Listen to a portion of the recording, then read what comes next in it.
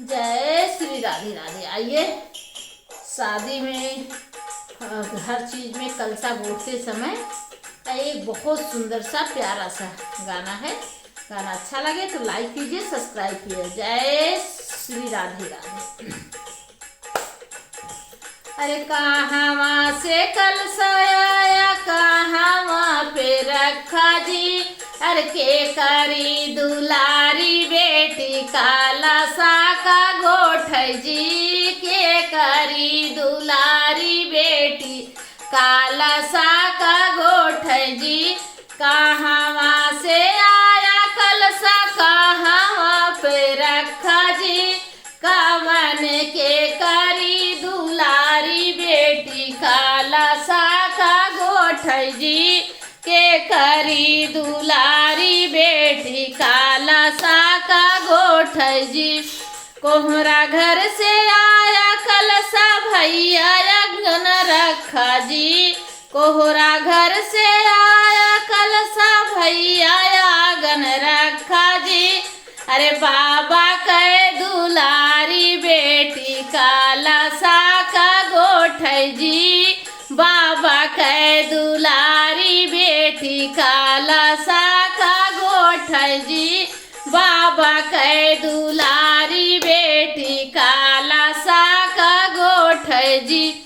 कहाँ गए भैया हमारे, कहाँ गई भाभी जी। कहाँ गए भैया हमारे, कहाँ गई भाभी जी। अरे ने गवाही दे माँ भैया जिनकी है चतुराई जी। ने गही दे माँ भैया जिनकी है चतुराई जी। अरे नाही ले मोरे भैया सोना से चांदी जी। नाही ले मोरे भैया सोना से चांदी जी। नाही ले मोरे भैया रुपया पैसा जी। नाही ले मोरे भैया रुपया पैसा जी। अरे बाहिनी के माना का भौका मजीनी की हाजी। बाहिनी के माना का भौका मजीनी की हाजी। कहाँ से आए हैं कलसा, कहाँ पे रखा जी। के दुलारी बेटी काला सा का गोठ जी। के करी दुलारी बेटी काला सा का गोठ जी।